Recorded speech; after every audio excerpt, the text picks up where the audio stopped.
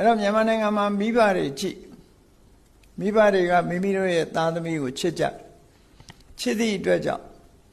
ငယ်တဲ့အရွယ်ကစပြီးလူလားမြောက်သည့်အထိအလုပ်ကိုမလုပ်စေချဘူးမလုပ်စေပဲနဲ့တစ်ဖက်သက်စာပဲကြိုးစားခိုင်းတယ်နောက်ပိုင်းကျတော့ဘာဖြစ်သွားဒီကလေးတွေကလူပြင်းနေဖြစ်သွားမိဘစီကပတ်စံယူပြီးတော့အလွယ်တကူပတ်စံရနေတဲ့အခါမှာသူတို့မှပတ်စံရှာရကောင်းမှမသိတော့တဲ့အနေအထားမျိုးရောက်သွားစေတယ်ဒါ side effect လို့ခေါ်တယ်ဘေးထွက်ဆိုးကျိုးအကောင်းကြီးလည်းမထင်လေနဲ့နော်ဖြစ်ဖြစ်လိုက်တာကတော့ဒီကလေးတွေပညာသင်ပေးတာဟုတ်တယ်ပညာလည်းသင်ပေးရမယ်အလုပ်လုပ်ချင်စိတ်ရှိအောင်လဲသွင်းပေးရမယ်လှုပ်ခိုင်းပေးရမယ်အလုပ်လုပ်ချင်စိတ်ရှိအောင်မိဘတွေကအဲ့ဒါလို့လှုပ်ချင်စိတ်တွေရှိပြီးတော့သူတို့ဘာသည်သူတို့စ조사ချင်တဲ့စိတ်တွေလောက်ကိုင်းဆောင်ရွက်တဲ့အခါမှာအတွေးတွေအသိဉာဏ်တွေလမ်းဖွင့်ပေးခြင်းအပြင်သူတို့ဘဝသူတို့ယက်တည်နိုင်တဲ့အနေအထားမျိုးရောက်သွားတယ်ဒီလိုဆိုတာပေါ့နော်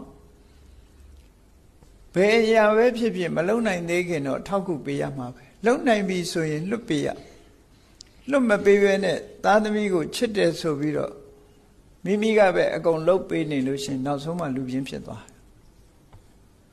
ပြင်းသွားသည့်အတွက်ကြောင့်မိဘမရှိရင်မလုံမစားတတ်၊ကိုင်မစားတတ်နဲ့ဖြစ်ပြီးတော့ပျက်စီးသွားတဲ့ပုဂ္ဂိုလ်တွေလည်းရှိတာပဲအများကြီးကလေးလေးတူလမ်းမလျှောက်တတ်သေးခင်ဆိုရင်မိဘကထိမ့်ပေးတယ်အရင်တော့ကဘိုင်စကယ်စပိန်စီးကြတဲ့အခါမှာမစီးတတ်သေးခင်တပိုင်းပိုင်းလဲနေမှာစီးတတ်သွားပြီဆိုလက်လွတ်တောင်စီးလိုက်သေးတယ်မတ်တရတောင်စီးလိုက်သေးတယ်ဖြစ်သွားအဲ့ဒါလို့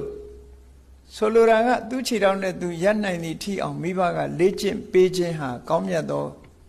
အခြေအနေကောင်းတွေကိုဖြစ်ပေါ်စေခြင်းလို့ဒီလိုဆိုရမှာဒါကအကြောင်းပဲပြောတာမဟုတ်ဘူး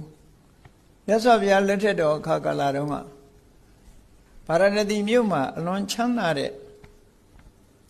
တထေးကြီးစနီးမောင်နှံရှိတယ်နှစ်ဦးရှိတယ်သူတို့တဦးကသားယောက်ျားမွေးတယ်တဦးကသမီးလေးမွေးထားတယ်နှစ်ဦးစလုံးတွေးခေါ်ပုံချင်းဟာသွားတူတယ်ဂရေ80ပစ္စည်းဥစ္စာတွေရွှေတွေငွေတွေချမ်းသာတယ်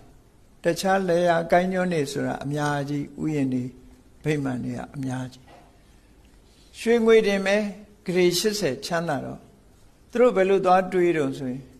အေးတို့သားတို့သမီးတစ်သက်လုံးထိုင်စားမကုန်နိုင်ဘူးအဲ့တော့သူတို့ပြောသလိုနေကြပါစေ